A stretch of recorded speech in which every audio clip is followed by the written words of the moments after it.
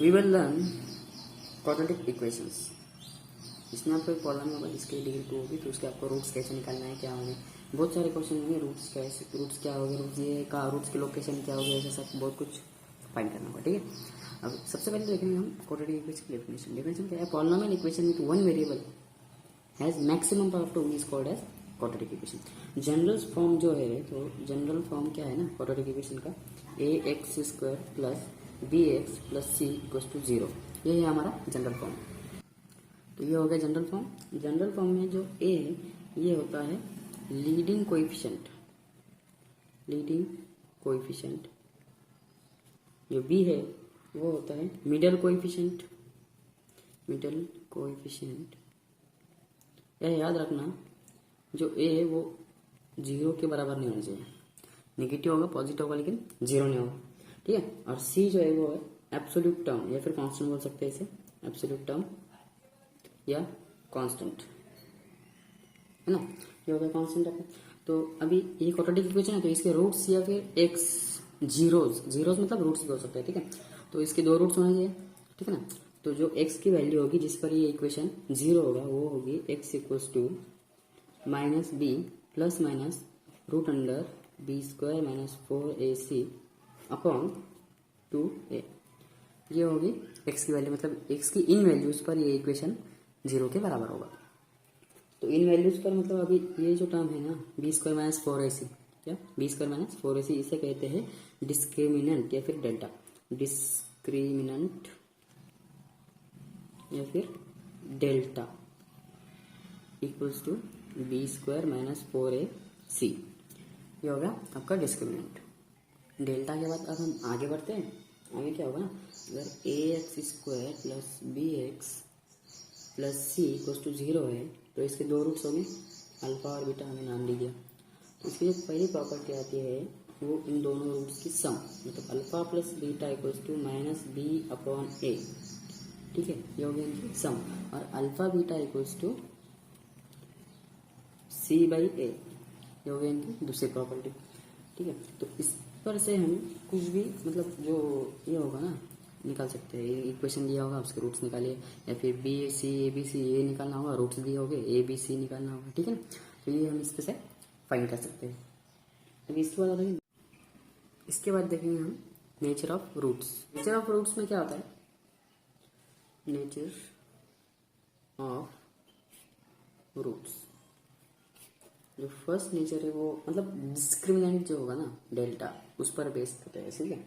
तो डेल्टा को हम डी भी लिख सकते हैं, कैपिटल डी, ठीक है। तो इफ डेल्टा या फिर d is greater than 0 then roots are real and unequal. D greater than 0 यानी पॉजिटिव हो गया तो then roots are real and unequal. Second, if d equals to 0 discriminant equal to 0 then roots are real and equal, ठीक है। Third वाला जो होगा, if d is less than 0 यानी नेगेटिव है, तो then roots are imaginary and in conjugate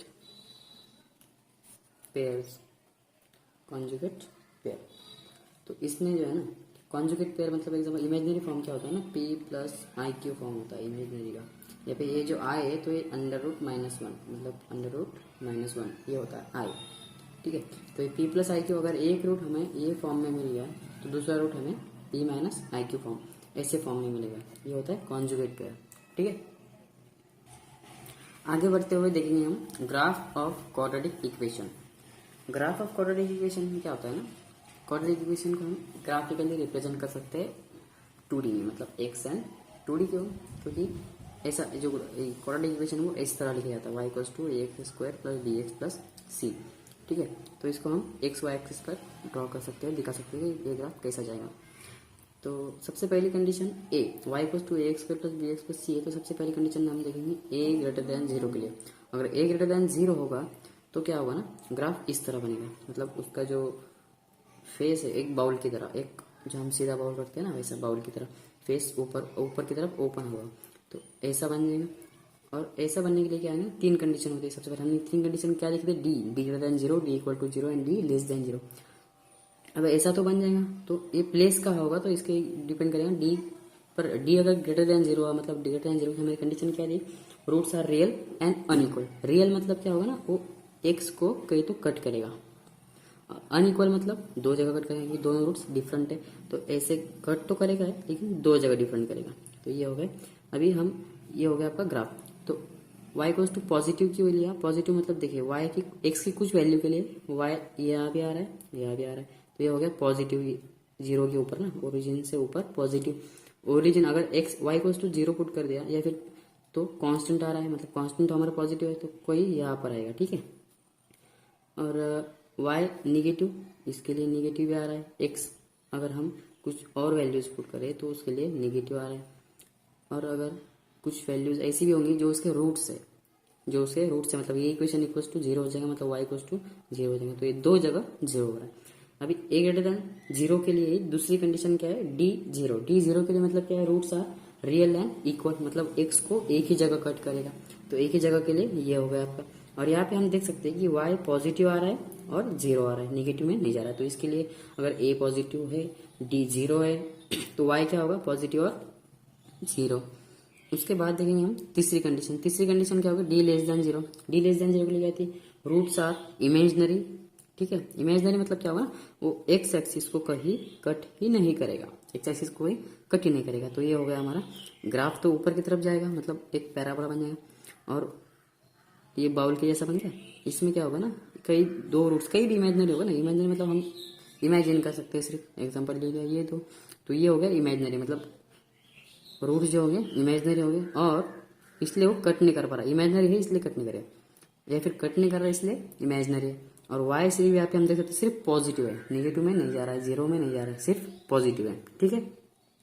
अब देखेंगे a लेस देन 0 के लिए, a लेस देन 0 के लिए सबसे पहली कंडीशन d ग्रेटर देन 0 होनी चाहिए, मतलब हम तीनों कंडीशन के लिए देखेंगे ना, तो d ग्रेटर देन 0 के लिए क्या होगा ना, 2 रूट्स हो गए और डिफरेंट हो गए। और a लेस देन में क्या है, जैसे a ग्रेटर देन में a पॉजिटिव के लिए ऊपर था, ए पॉजिटिव के लिए ऊपर था, वैसे ही ए नेगेटिव अगर होगा तो ये बाउल उल्टा रखा ऐसा दिखेगा, ठीक है। तो ये उल्टा होगा, ये देखिए ये जो यहाँ पे क्रॉस कर रहा है ये यहाँ पे भी कर सकता है, यहाँ पे भी कर सकता है, यहाँ पे भी कर सकता है, ऐसा कोई नहीं है ना। तो ये सिर्फ एक वर्चुअल मतलब दिखा दिया कि ऐसे होता है या ऐसे होता है, हम आगे और देखेंगे कि कैसे होगा, ठीक, ये आपको समझाऊंगा आगे। ए लेस देन 0 के बाउल उल्टा रख दिया ऐसा दिखेगा, ठीक है, x axis y axis. D greater than 0 मतलब 2 रूट से, मतलब एक्स को 2 जगह अलग अलग जगह क्रॉस करेगा, तो ये 1 जगह ये 2 जगह। अभी देखेंगे वाई यहाँ पे नेगेटिव होगा, पॉजिटिव होगा, 0 क्या होगा, तो यहाँ पे देख रहे हैं हम तो पॉजिटिव भी हो रहा है, नेगेटिव भी हो रहा है, और 2 जगह 0 भी हो रहा है, तो वाई की वैल्यू ये होगी। Second condition d equal to 0, discriminant equal to 0, मतलब 20 का माइनस 4x इक्वल टू 0।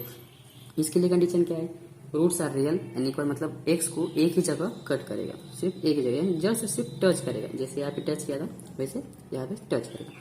तो डी इक्वल टू 0 का रूट 1 हो गया, रूट 1 हो गया।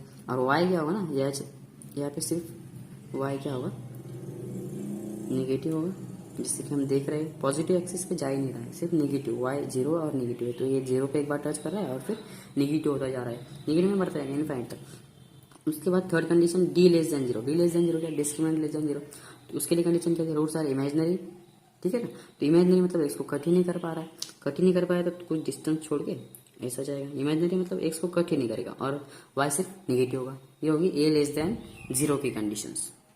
अब ग्राफ पर ही हम देखेंगे vertex of graph, vertex of graph क्या होता है, ठीक, vertex of graph for quadratic equation के लिए, ठीक है।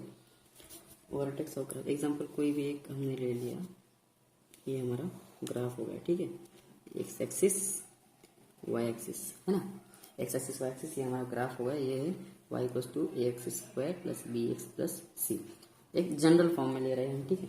तो इसके 2 रूट्स हुए अल्फा बीटा, या कुछ भी दे दो, अगर कोई दूसरा भी ग्राफ होगा, हमने जनरल एक ग्राफ देखा है इसे।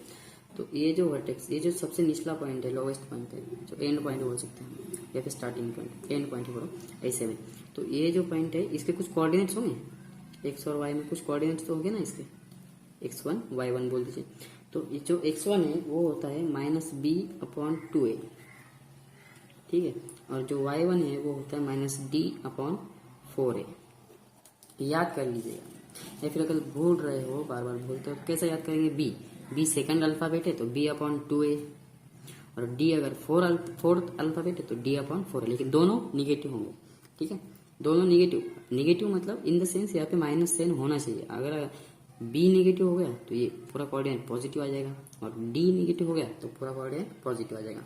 ठीक है, ये हो गया आपका वर्टेक्स। एक जनरल फॉर्म अगर ऐसे नहीं देखना आपको तो सिर्फ इतना ग्राफ बना लीजिए। ग्राफ बन गया। ये जो पॉइंट है इसको कहते हैं -b/2a, -d/4a। कैसे लिखेंगे? -b कितने नंबर पर? 2 नंबर पर, तो अपॉन 2a, और d के साथ d कितने नंबर? 4 नंबर पे आता है, 4a। ठीक है, ये होगा आपका वर्टेक्स। एक लास्ट बता दो, भूल गया था बताना। अगर कोई क्वाड्रेटिक इक्वेशन है ax² + bx + c, तो इसे हम रिप्रेजेंट कैसे कर सकते हैं? और इसके रूट्स है अल्फा, बीटा। ये इसके 2 रूट्स है, तो इसे हम ऐसे भी रिप्रेजेंट कर सकते हैं, x - alpha into x - beta. ये लिख लेना नोट करके। ठीक है, लिख लीजिएगा। ये तो हम स्टार्ट किया है अभी इससे पहले ना 2-3 लेक्चर सिर्फ थ्योरी चलेगी, बाद में क्वेश्चंस कराऊंगा आपको। क्वेश्चन में मजा आएगा ना। थ्योरी में कैसा, थ्योरी आपको एक बार बेसिक पता चलेगा थ्योरी क्या क्या है, तो इसका एप्लीकेशन हम क्वेश्चन में कर सकते हैं।